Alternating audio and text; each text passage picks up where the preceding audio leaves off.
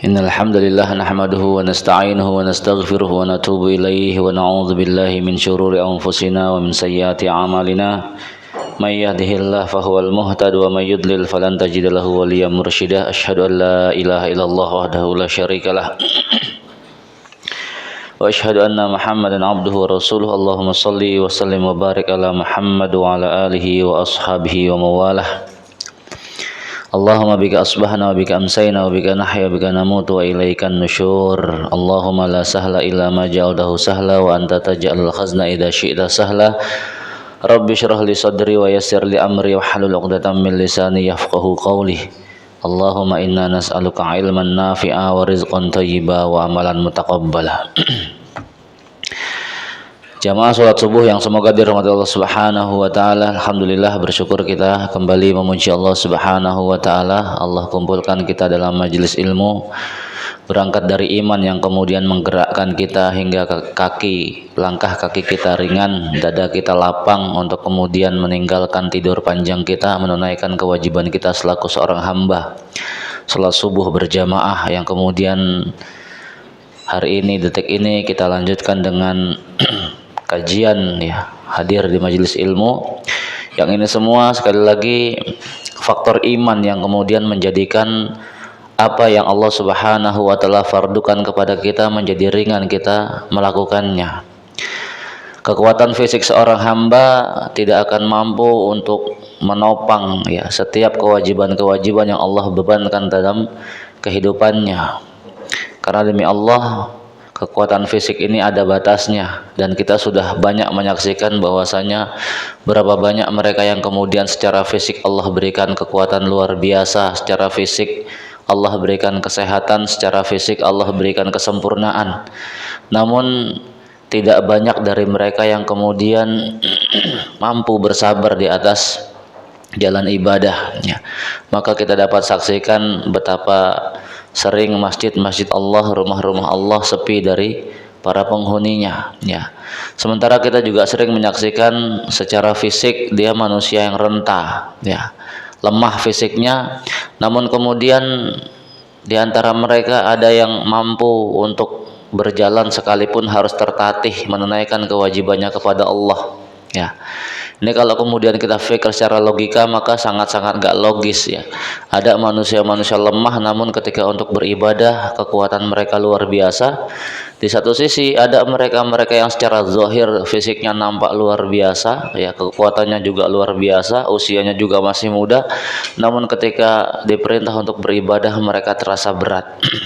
Maka disinilah kita paham bahwasanya nikmat iman itu menjadi faktor paling dominan yang kemudian menggerakkan seluruh fisik hamba, ya, fisik seorang manusia untuk kemudian mereka mampu beribadah kepada Allah Subhanahu wa taala. Jamaah salat subuh yang semoga dirahmati Allah Subhanahu wa taala, ya. Kita melanjutkan kajian materi Ahbabullah, ya. Terakhir kita masih berbicara tentang sifat pemaaf, yang ini satu sifat yang memang Allah Subhanahu wa taala itu juga perintahkan untuk pemberian maaf. Rasulullah SAW juga kemudian mencontohkan hal demikian.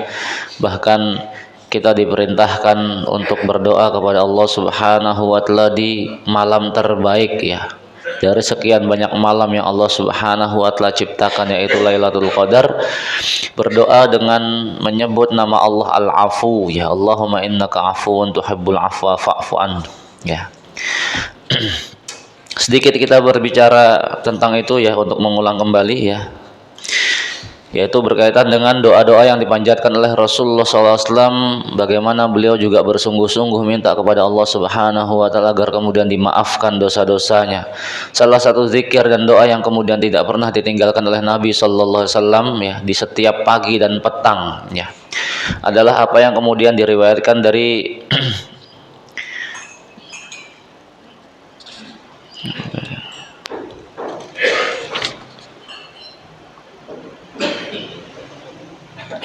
sebentar.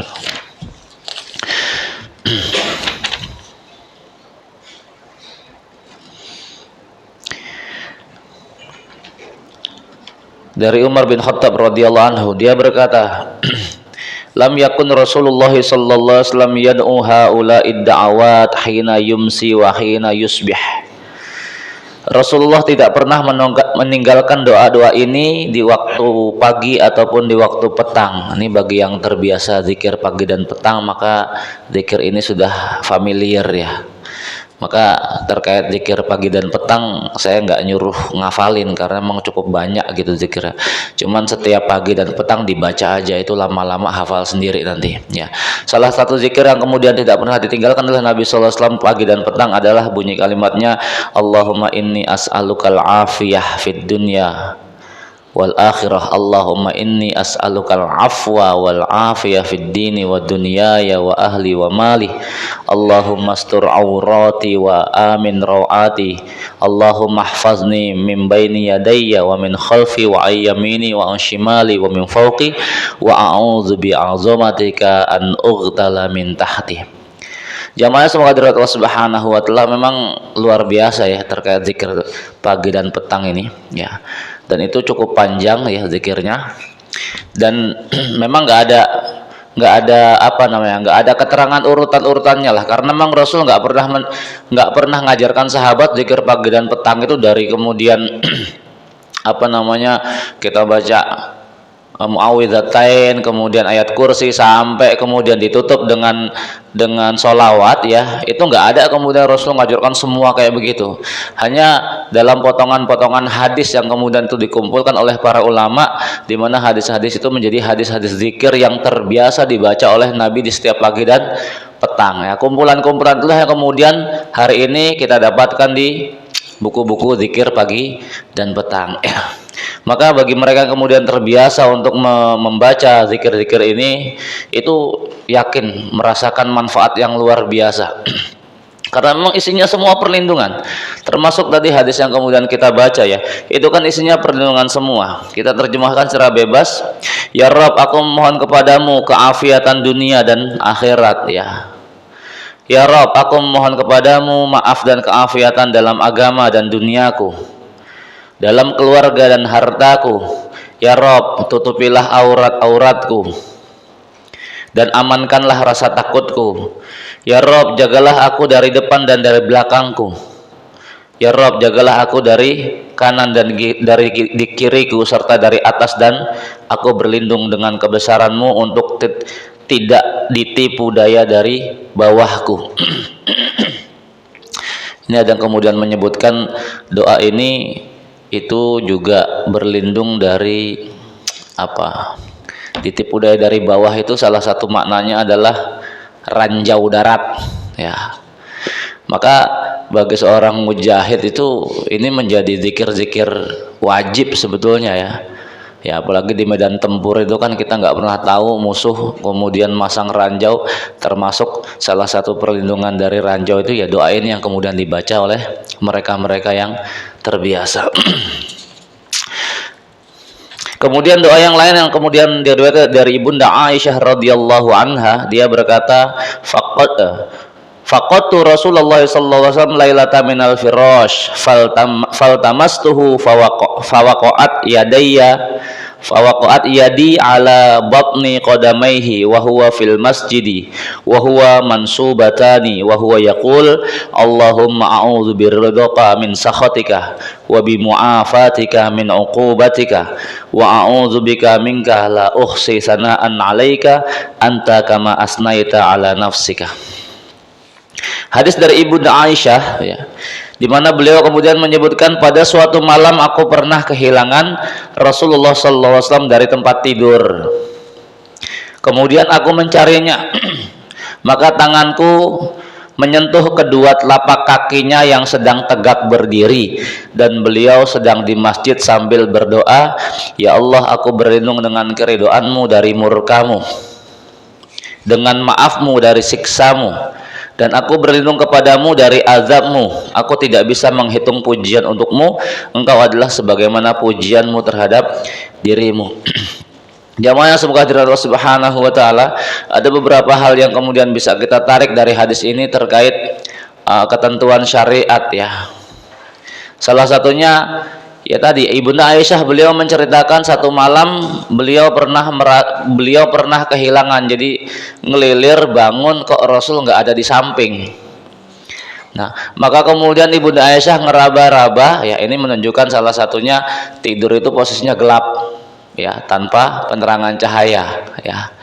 Ngeraba, tiba-tiba kemudian tangannya, ini salah satu tangannya ya, itu nempel tapak kaki Nabi Sallallahu Alaihi Wasallam, ya telapak kaki ya, telapak kaki dua-duanya tuh nempel disentuh dengan satu tangan. Ternyata dalam kondisi sujud, ya. Ini salah satu Nabi memberikan contoh ketika sujud, berarti tapak kakinya itu saling rapat, ya, karena itu tersentuh dengan satu tangan tadi. Jadi nggak kebuka gitu ya, nggak kebuka, rapat, kemudian tegak berdiri.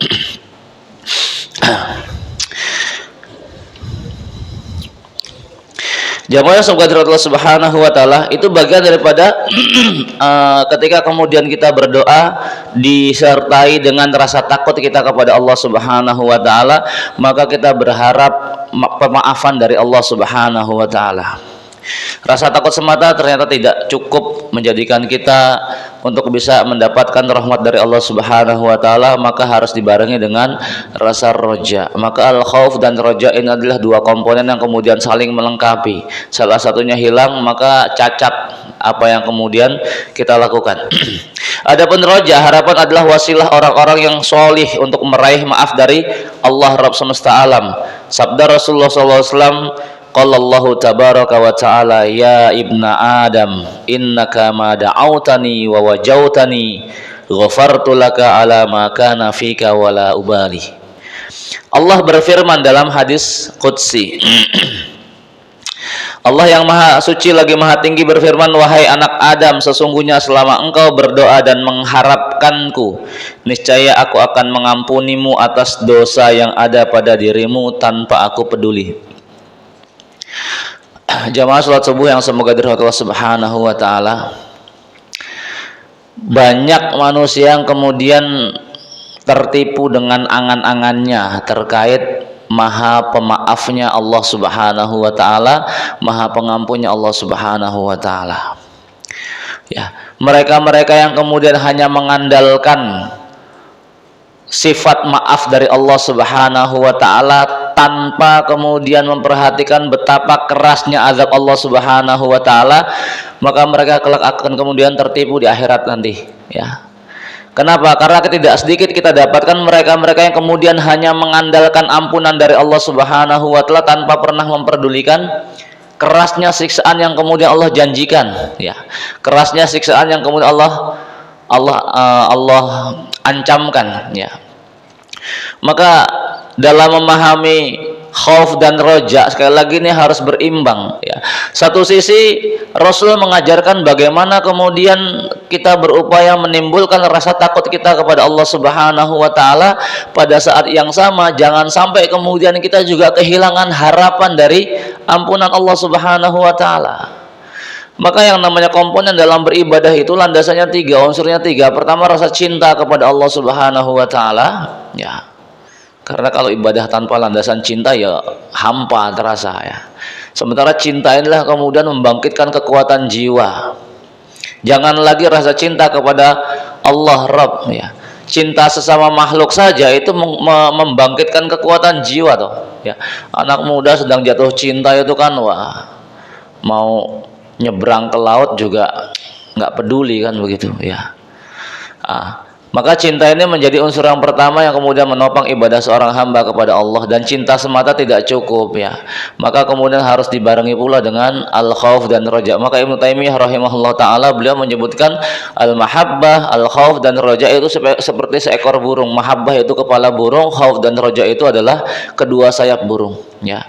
Salah satu dari ketiganya ini hilang, ya burung itu nggak mungkin bisa terbang, ya. Maka jamaah Allah Subhanahu wa taala, sering kita sampaikan kisah tentang Rabi'ah Al-Adawiyah, ya, tokoh wanita sufi. Wanita sufi yang secara kualitas ibadah itu luar biasa, ya. Namun ada yang keliru dalam ibadah yang dilakukan, landasan ibadah yang dia lakukan. Dia beribadah hanya dengan landasan mahabbah, cinta dia kepada Allah Subhanahu wa taala, tanpa dilandasi dengan khauf dan roja. Saking cintanya kepada Allah Subhanahu wa taala, maka dia memutuskan untuk tidak menikah, khawatir cintanya terbagi. Padahal banyak ulama-ulama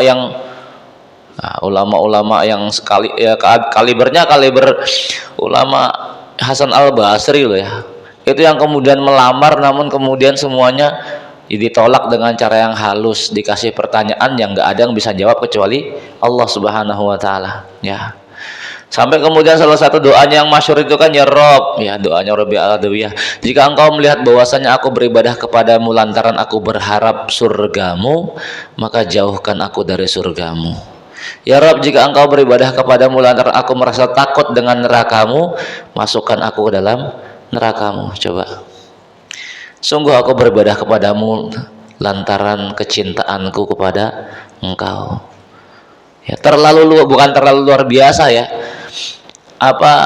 ekstrim lah ya.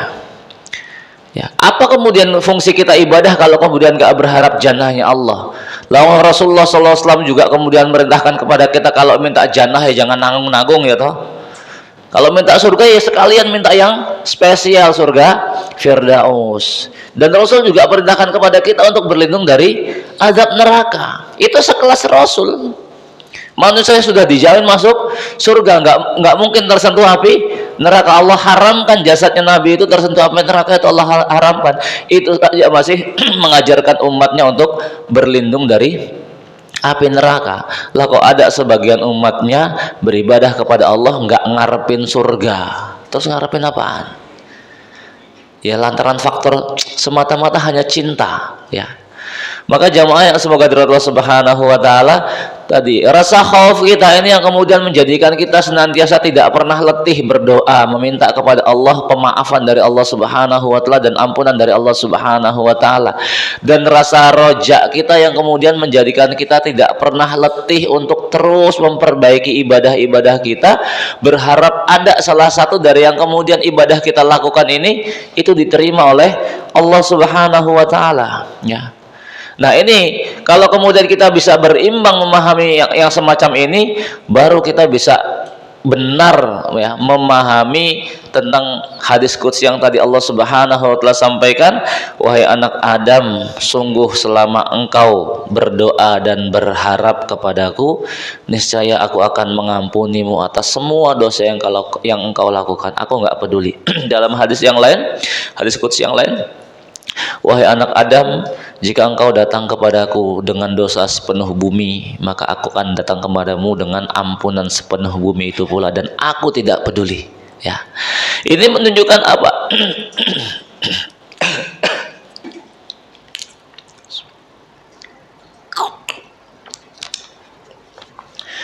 Allah memberitahukan kepada kita tentang zatnya, bahwasanya Allah zat yang maha pemaaf dan maha pengampun. Sebesar apapun dosa yang kemudian dilakukan oleh seorang hamba, ketika kemudian dia datang kepada Allah Subhanahu wa taala dengan rasa takut, maka Allah nggak peduli dosa itu akan diampuni oleh Allah Subhanahu wa taala ya, selain dosa syirik loh ya. Dan kita ingat, salah satu faktor yang kemudian menjadikan Allah mengampuni dosa seorang kakek tua, padahal dosanya sebelumnya dosa yang mengarah kepada kesyirikan ya. Dan dalam kacamata syariat kemudian diketahui satu kaidah bahwasanya salah satu uzur yang kemudian diterima oleh Allah Subhanahu wa taala itu adalah uzur jahil. Kisahnya ya, Rasulullah SAW kemudian mengisahkan ada orang tua yang memerintahkan kepada putra-putrinya, apabila dia meninggal dunia maka bakar jasadnya, kemudian taburkan abunya di lautan. Ketika kemudian Allah bangkitkan orang ini, Allah bertanya, apa yang melandasi engkau melakukan demikian ya? Maka orang tadi kemudian mengatakan, rasa takutmu kepadamu ya Rob. Aku khawatir engkau membangkitkanku, kemudian engkau bertanya kepada diriku untuk mempertanggungjawabkan perbuatanku, maka aku perintahkan putra-putriku untuk membakar abuku, ya, membakar jasadku yang kemudian menjadi abu, abunya ditebar di lautan. Dia pikir dia pikir kemudian Allah nggak mampu untuk menyatukan abu-abu tersebut. Coba lihat faktor yang menjadikan Allah mengampuni dan memaafkan kesalahan hamba tadi lantaran ucapan sang hamba tadi, rasa takutku yang kemudian menjadikan aku perintahkan anak-anakku untuk melakukan demikian. Rasa takut inilah. Nah, jahil semacam ini yang kemudian diterima oleh Allah Subhanahu wa taala, ditambah itu kan kisahnya orang itu sudah renta. Dia mengenal Islam itu ketika usianya sudah lanjut, ya. Sehingga untuk belajar lebih panjang itu waktunya habis, ya, waktunya sedikit, ya. Nah, terkadang salah pula sebagai orang kemudian menggunakan hadis uzur jahil itu, ya, dianggap kemudian berlaku untuk semua, ya. Kalau kemudian kita lihat kondisi kita hari ini, ya nggak berlaku lah uzur jahil. Akses ilmu itu Allah buka di mana-mana, ya. Baik kita dalam kondisi mau niat nyari ilmu, berangkat ke majelis ilmu gitu, ya, atau kemudian rebahan di rumah sekedar nyari akses ilmu, itu bisa didapat. Kondisi teknologi yang hari ini Allah buka itu luar biasa, menjadikan kita sedemikian mudah untuk bisa mendapatkan ilmu. Maka wallahualam bishawab, kita melihat uzur jahil ini sudah lagi tidak berlaku, kecuali memang bagi mereka yang tadi dalam kondisi dia baru mengenal Islam, sudah sangat renta untuk belajar itu sangat kesulitan, ya. Jangankan buat belajar, ya, buat nginget-nginget aja susah kan gitu. Nah, ini ada kemungkinan masih diterima oleh Allah Subhanahu wa taala terkait yang namanya uzur jahil. Adapun bagi kita yang kemudian secara waktu masih Allah berikan peluang besar untuk kemudian menuntut ilmu, secara kemampuan fisik juga masih Allah berikan kesehatan untuk bisa menuntut ilmu, ya nggak bisa lah uzur jahil. Saya pernah nyampaikan, ya, udah lama juga ada ceritanya.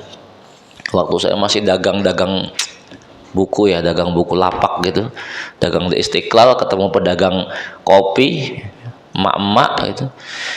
Itu ngomongnya mendingan jadi orang yang bodoh, ya. Jadi orang bodoh tuh nggak bakal disiksa sama Allah. Kan kita nggak tahu gitu, ya. Ya sepintas ya iya juga. Cuma kan masalah kalau kemudian mau dirunut itu masalah dia bukan nggak tahu tapi nggak mau tahu. Beda antara nggak tahu dengan nggak mau tahu. Maka Ibnu Taimiyah rahimahullah taala, beliau menyebutkan salah satu pembatal keislaman itu yaitu nggak mau belajar itu. Nggak mau mempelajari pokok-pokok agama, itu salah satu faktor yang kemudian bisa menjadikan seseorang batal Islamnya. Kenapa? Sekali lagi, perintah nuntut ilmu itu menjadi bagian daripada perintah, ya. Kalau dalam banyak ayat Allah tidak menyebutkan secara khusus perintah untuk nuntut ilmu, memang cuma Allah kemudian menyebutkan betapa Allah betul-betul meninggikan derajat orang yang punya ilmu, ya. Ayat yang masyhur kan, yarfa'illahu alladhina amanu minkum walladhina utul ilma darajat. Allah angkat derajat orang beriman. Dengan imannya seorang muslim itu sudah diangkat derajatnya oleh Allah Subhanahu wa taala, karena yang menjadikan manusia itu spesial itu iman. Secara umum Allah telah memuliakan manusia, ya, walaqad karramna bani Adam, sungguh telah kami muliakan bani Adam. Muliakan secara fisik, secara kesempurnaan penciptaan. Allah berikan kelebihan berupa adanya akal yang kemudian mampu membedakan mana hak dan mana batil, ya. Itu secara fisik penciptaan.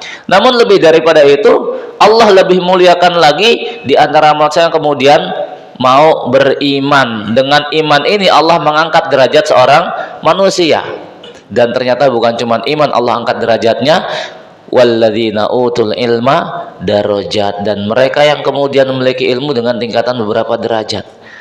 Zahirnya kita juga menyaksikan demikian, kan begitu. Orang-orang yang kemudian kita pandang dia memiliki ilmu agama, ya, ini dalam kacamata kita sebagai orang yang terbiasa dalam dunia Islam, ya, dalam dunia agama, kita memandang mereka yang kemudian punya ilmu agama itu dengan pandangan berbeda, toh. Kita ta'zim kepada mereka. Kita melihat ustadz kita juga, kita memandang mereka dengan ta'zim. Kenapa? Karena kita menghormati ilmu yang dia miliki, kan begitu, ya. Satu sisi ketika kita sudah memahami Islam, ya sedikit banyak ketika kita sudah memahami Islam, kita akan bisa membedakan antara orang-orang kemudian memiliki ilmu agama dengan orang-orang yang hanya pandai dalam ilmu dunia. Tetap takzim kita itu berbeda dengan mereka yang memiliki ilmu agama. Sekalipun secara dunia mereka terlihat kekurangan. Gitu ya. Maka jamaah semoga Allah Subhanahu wa taala, zahir dalam kehidupan dunia saja kita menyaksikan demikian ya. Maka jelas ya, iman dan ilmu ini, ini dua faktor yang menjadikan Allah mengangkat derajat seorang hamba.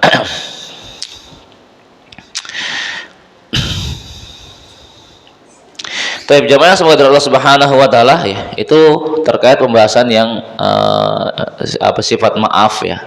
Satu golongan yang kemudian Allah berikan rasa cintanya kepada mereka yang kemudian mudah memaafkan kesalahan orang lain. Memaafkan tatkala kemudian mereka mampu membalas kesalahan yang kemudian dilakukan orang lain terhadap dirinya, persis sebagaimana apa yang pernah dilakukan oleh Nabi Yusuf alaihissalam terhadap saudara-saudaranya, persis sebagaimana apa yang pernah dilakukan oleh baginda Rasulullah Muhammad SAW tatkala Allah berikan kepada beliau pembebasan kota Mekah. Maka seluruh kezoliman yang pernah dilakukan oleh orang-orang Quraisy saat itu semuanya kemudian dimaafkan oleh Rasulullah SAW. Satu akhlak yang kemudian Masya Allah kita nggak mungkin dapatkan itu dari mereka yang nggak beriman kepada Allah dan hari akhir ya. Kita teringat Ustaz Luqman ya, beliau pernah menyampaikan kan, tidak ada satu kekuatan hukum pun yang kemudian bisa menguasai dua keadaan ketika perang dan keadaan ketika berkuasa ya. Maka satu-satunya yang kemudian mampu mengendalikan dua keadaan itu adalah rasa takut kepada Allah, ketakwaan kepada Allah. Ini yang kemudian dicontohkan oleh baginda Rasulullah Muhammad SAW. Dan kemudian itu dicontohkan oleh para sahabat semuanya. Ketika kemudian sepeninggal Nabi SAW, Allah memberikan futuh di mana-mana kepada para sahabat, maka kita dapatkan mereka yang kemudian Allah berikan futuh ya, pembebasan kota-kota itu, mereka masuki kota itu dalam keadaan tunduk, dalam keadaan menunduk, dalam keadaan lisan yang dipenuhi dengan istighfar dan zikir-zikir yang lain. Tidak dalam keadaan pongah, membusungkan dada, merasa jadi juara, enggak ya. Karena apa? Sadar ini semua datangnya dari Allah Subhanahu wa taala ya. Bagaimana Umar bin Khattab kemudian ketika Allah Subhanahu wa taala berikan kesempatan untuk membebaskan Baitul Maqdis ya. Kemudian Amr bin Yasir ketika Allah berikan futuh di kota Mesir, semuanya masuk ke kota-kota tersebut dalam keadaan tunduk, dalam keadaan lisannya penuh istighfar ya. Baik jamaah semoga Allah Subhanahu wa taala masuk dalam golongan yang berikutnya ya. Di sini disebutkan golongan yang berikutnya adalah orang-orang yang senantiasa tetap menunaikan sholat ya. Namun hadis yang kemudian disampaikan adalah hadis yang sifatnya umum ya. Hadis dari Ibunda Aisyah radhiyallahu anha bahwa Rasulullah sallallahu alaihi wasallam telah bersabda, saddidu wa qaribu wa'lamu allay yudkhila ahadakum amaluhul jannah wa anna ahabbal a'mal ilallahi adwamuha wa in qalla.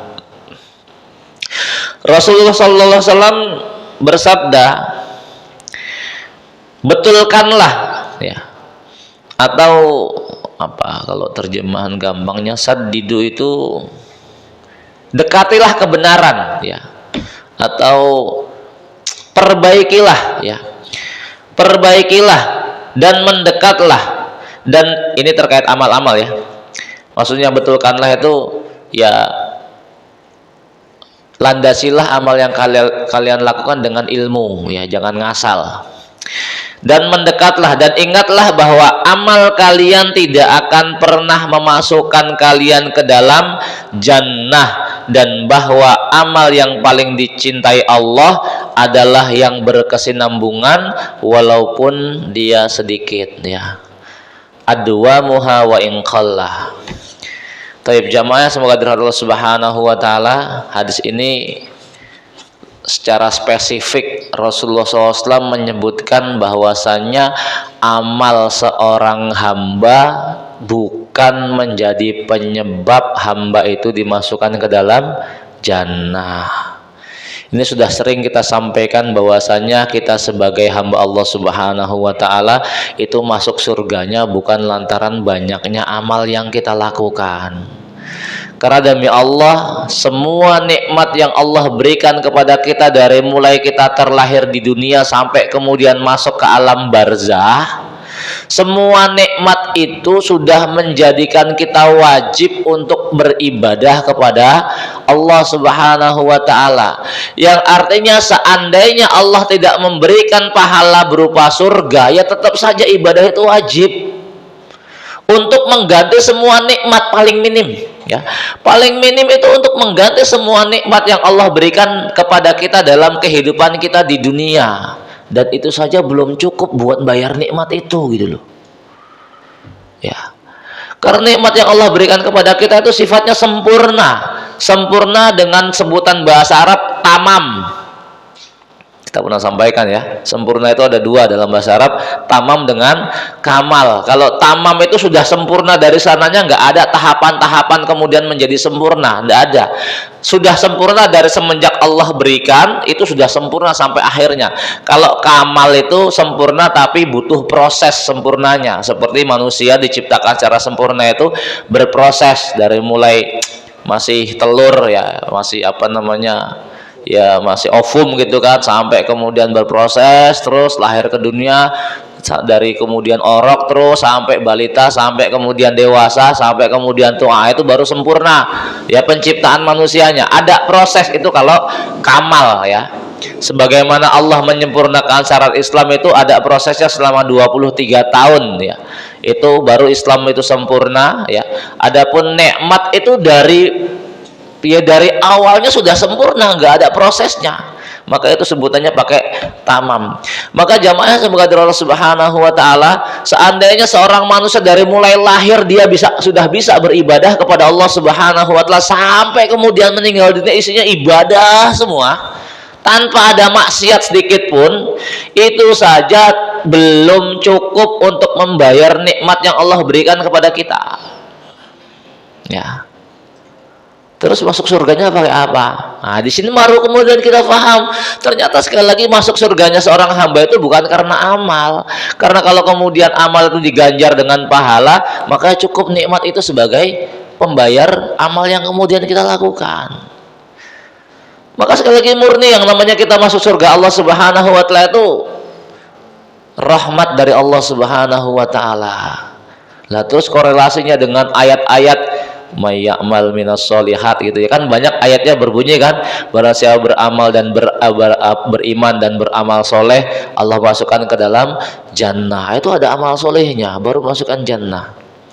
Jamaah semoga Allah Subhanahu wa taala,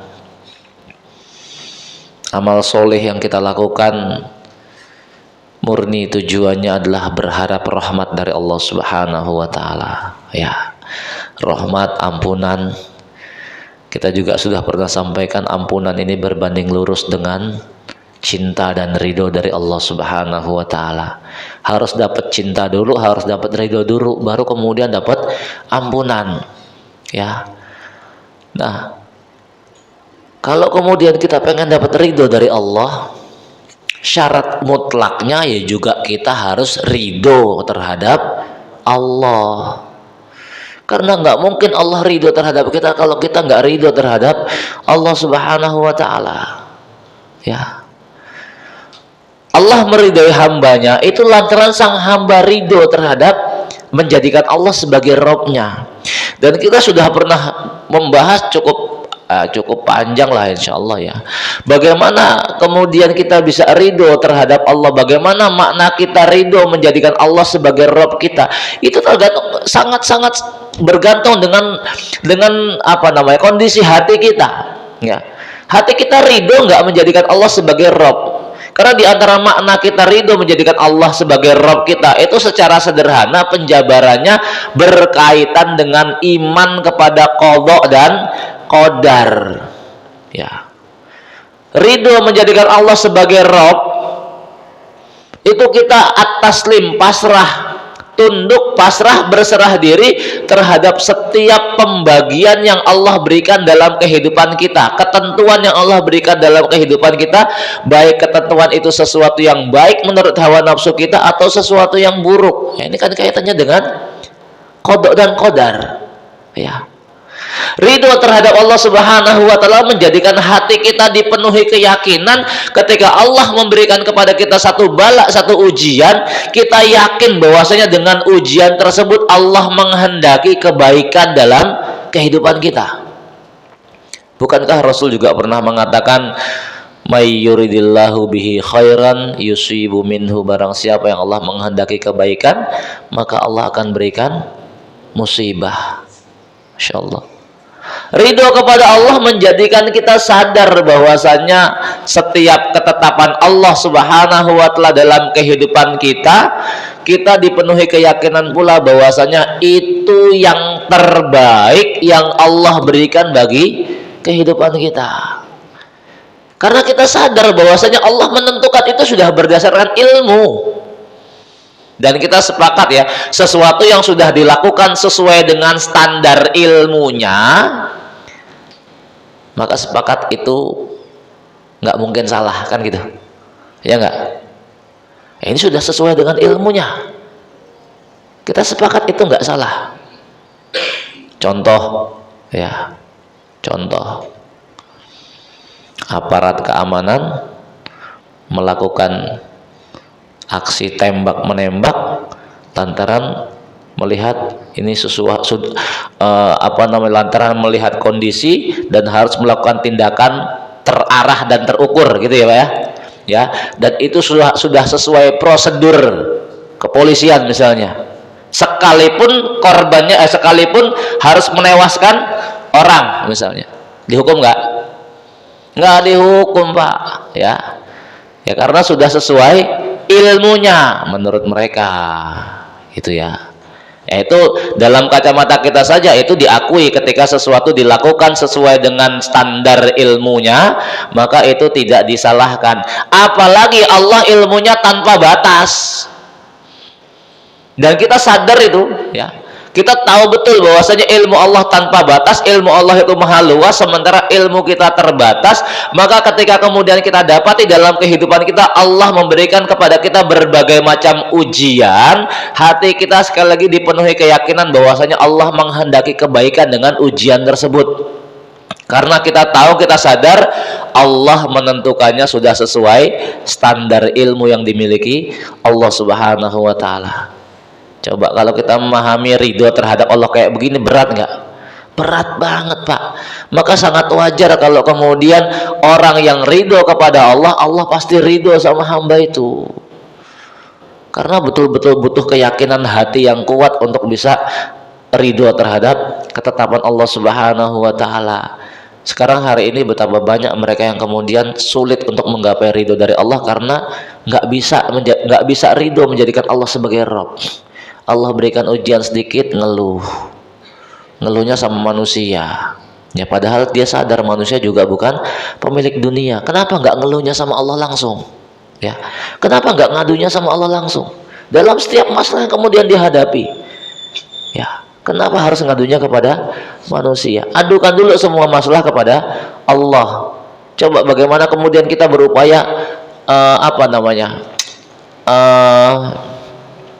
mengotomatiskan mengkonekkan hubungan kita dengan Allah ketika kita punya berbagai masalah yang kemudian menimpa kita, langsung nyambungnya ke Allah langsung gitu loh. Jangan ke yang lain terlebih dahulu ya. Adapun ke yang lain setelah ke Allah. Kita mau sakit ya, nyambungnya ke Allah dulu, langsung dulu ke Allah, jangan kemudian langsung ke dokter ya. Nyambung dulu ke Allah baru kemudian bentuk ikhtiarnya ke dokter. Nah, ini benar. Kalau kemudian belum ke Allah dulu langsung ke dokter ya, perlu ada yang dibenahi. Kayak khawatir kemudian apa namanya, tawakal kita bukan lagi kepada Allah, namun kemudian nyerahkan semuanya ke dokter ya. Jamaah semoga dirahmati Allah Subhanahu wa taala. Baik, kita kembali ke hadis tadi ya. Saddidu wa qaribu ya, betulkanlah atau benarkanlah niat kalian, wa qaribu dan mendekatlah. Wa'lamu anna alla yadkhulal ahadakum amalahul jannah, ketahuilah bahwasanya amal kalian sekali-kali tidak akan bisa memasukkan kalian ke dalam jannahnya ya. Penulis kemudian menyebutkan makna saddidu ya, benarkanlah, yaitu niatkanlah dengan amal kalian itu dengan niatan yang benar. Kita tahu Fudail bin Iyad rahimahullah ta'ala, beliau juga pernah menyebutkan terkait syarat diterimanya amal itu dua ya. Yang pertama adalah benar, shawab, yang kedua adalah mutaba'ah ya. Yang pertama adalah ikhlas ya, yang kedua adalah as-shawab ya. As-shawab adalah ikhlas itu semata-mata dilakukan karena Allah, dan shawab itu mutaba'ah, mengikuti contoh dari Rasulullah SAW. Nah, maka di sini yang menarik, Fudail bin Iyad kemudian menyebutkan yang namanya amalan riya itu seseorang beramal bukan karena Allah Subhanahu wa taala ya. Orang beramal lantaran dilihat manusia itu masuknya kategori apa? Nah, kita memahaminya itu kategori riya ya. Namun menurut Fudail bin Iyad justru disitulah letak kesyirikannya, karena dia sudah lagi bukan beramal untuk Allah, tujuannya untuk manusia. Adapun kategori riya ya, riya itu seseorang meninggalkan amalan karena manusia. Ini dia belum sempat beramal ya, cuman alasannya dia nggak mau beramal, ntar takut dibilang pamer, takut dibilang orang soleh, takut dibilang orang alim, akhirnya dia nggak jadi beramal. Nah, itu baru riya. Tapi kalau kemudian beramal ya supaya dilihat orang, nah ini bukan riya, ini namanya masuk kategori syirik, karena tujuan amalnya bukan lagi untuk Allah. Nah, jadi kalau riya itu nggak jadi beramal lantaran manusia, sementara kalau salah satu masuk kategori syirik, beramal lantaran bukan karena Allah. Lebih dalam lagi kan ya. Maka rumusan amal yang diterima oleh Allah Subhanahu itu dua ya, as-shawab wal al-ikhlas wal as-shawab wal mutaba'ah. As-shawab itu ayyakuna lillah, al-ikhlas was-shawab. Ikhlas itu ayyakuna lillah, was-shawab ayyakuna ala sunnah. Yang namanya ikhlas itu semata-mata karena Allah, dan shawab itu ayyakuna ala sunnah, sesuai dengan sunnah Rasulullah sallallahu alaihi wasallam. Jamaah semoga dirahmati Allah Subhanahu wa taala, sekalipun nih hadisnya sifatnya umum tadi, namun kenapa kemudian penulis memberikan judulnya adalah orang-orang tetap menunaikan sholat, sekalipun hadisnya itu bersifat hadis ibadah umum. Kita tahu bahwasanya ikon ibadah itu ada pada sholat ya. Ikon ibadah itu ada pada sholat. Kalau kemudian Allah pernah menyebutkan Qul ma ya'ba'u bikum rabbi laula du'aukum ya. Katakanlah wahai Muhammad, Allah tidak akan mempedulikan kepada kalian. Allah nggak peduli terhadap kalian kalau bukan lantaran sholat kalian ya. Padahal di situ maknanya, di situ adalah kalimatnya bunyinya du'aukum ya, doa kalian. Nah, namun sekali lagi ikon ibadah itu ada pada sholat ya. Dan hadis-hadis Rasulullah kemudian menyebutkan bahwasanya kalau perkara Bani Adam yang pertama kali dihisab oleh Allah itu adalah perkara darah, sementara dalam perkara ibadah yang pertama kali dihisab oleh Allah itu adalah perkara sholat. Karena ini menjadi tolak ukur masalahnya ya. Aktivitas sholat yang di dalamnya itu terkandung dialog antara seorang hamba dengan Robnya. Maka jamaah yang semoga dirahmati Allah Subhanahu wa taala, kita yang hari ini sudah sering ngaji, sering mencoba nuntut ilmu, itu semakin memahami betapa betul-betul Allah memberikan perhatian khusus dengan yang namanya sholat ya. Di awal-awal kajian kita juga sudah sering membahas bagaimana yang namanya sholat ini spesial. Allah berikan perintahnya, bukan hanya sekedar perintah ayo tegakkan sholat, enggak, namun Allah undang Rasulullah Muhammad SAW ke kerajaan langit. Disitulah kemudian turun perintah sholat. Allah perintahkan kepada nabinya dalam peristiwa Mi'raj Ya, sementara syariat yang lain nggak pakai kayak begitu peristiwanya. Ya, ini menunjukkan seberapa besarnya perhatian Allah terhadap yang namanya sholat. Ya, dalam kisah Nabi Musa alaihissalam, ya, Nabi Musa bagaimana kemudian jengkelnya terhadap salah satu kaumnya yang kemudian melakukan kemaksiatan besar. Ya, mayit dizinai gitu loh. Apa nggak luar biasa dosa besarnya itu, sampai Nabi Musa nggak mau minta ampunan. Lalu ditegur sama Allah, wahai Musa, kamu tahu nggak ada dosa yang lebih besar daripada itu? Loh, kaget. Ada dosa yang lebih besar daripada menzinai mayit. Ternyata apa dosanya? Ninggalin sholat. Coba, satu hal yang kemudian banyak diremehkan oleh manusia itu loh. Kenapa? Karena menganggap. Makanya kalimat wailun itu Allah menyebutkan dua, ya, wailul lil mutaffifin sama wailun lil musallin. Kecelakaan besar orang yang curang. Al mutaffif itu curang. Kita biasa nerjemahin enggak, ini biasanya pedagang kan begitu ya. Padahal bukan cuma pedagang itu kalimat mutaffif itu. Termasuk di dalam tafsir daripada mutaffif, seorang suami yang hanya nuntut haknya dari istri tapi nggak mau menunaikan kewajiban, itu mutaffif juga. Curang nggak? Curang lah, mintanya haknya dipenuhi tapi kewajibannya diabaikan. Pokoknya yang masuk ke dalam kategori curang lah, apapun profesinya, ya, nggak cuma pedagang tok, ya. Kemudian yang kedua adalah al musallin, wailul lil musallin, orang sholat saja masih celaka, ya. Coba. Maka jamaah semoga Allah Subhanahu wa taala, sekali lagi, sholat ini sedemikian spesial. Terlalu banyak di antara kita yang kemudian meremehkan konsep sholat ini, ya. Termasuk ya tadi ngulur-ngulur waktu. Nah, Isya kan waktunya panjang, Ustaz. Ya. Iya, kalau kita masih hidup masalahnya kan. Kalau ternyata langsung dicabut, ya. Ini apa namanya, jawaban-jawaban semacam ini yang kita nggak pernah tahu apakah jawaban itu kemudian dapat murka dari Allah atau tidak, karena terkandung unsur peremehan terhadap sholat. Padahal Allah sudah menyebutkan bahwasanya sholat itu ketetapan yang waktunya sudah ditentukan Allah Subhanahu. Kalau nggak ada udzur yang kemudian betul-betul syar'i, jangan pernah menunda-nunda waktu sholat. Taib jamaah semoga dari Allah Subhanahu wa taala, ya. Demikian ya untuk awal dari pembahasan yang golongan baru ini, ya, golongan orang-orang yang tetap melaksanakan sholat. Kita baru masih di awal-awal pembahasan, ya, masih cukup panjang pembahasannya. Sekali lagi, sekalipun hadisnya umum, namun lebih spesifik di sini penulis menyebutkan tetap menunaikan sholat, ya. Jamaah semoga dari Allah Subhanahu wa taala, mudah-mudahan kajian pagi ini mendapatkan ridho dari Allah Subhanahu wa taala dan Allah curahkan rahmat-Nya kepada kita, dan mudah Allah Subhanahu wa taala senantiasa menjadikan kita hamba-hamba yang senantiasa pandai mensyukuri setiap nikmat yang Allah berikan kepada kita.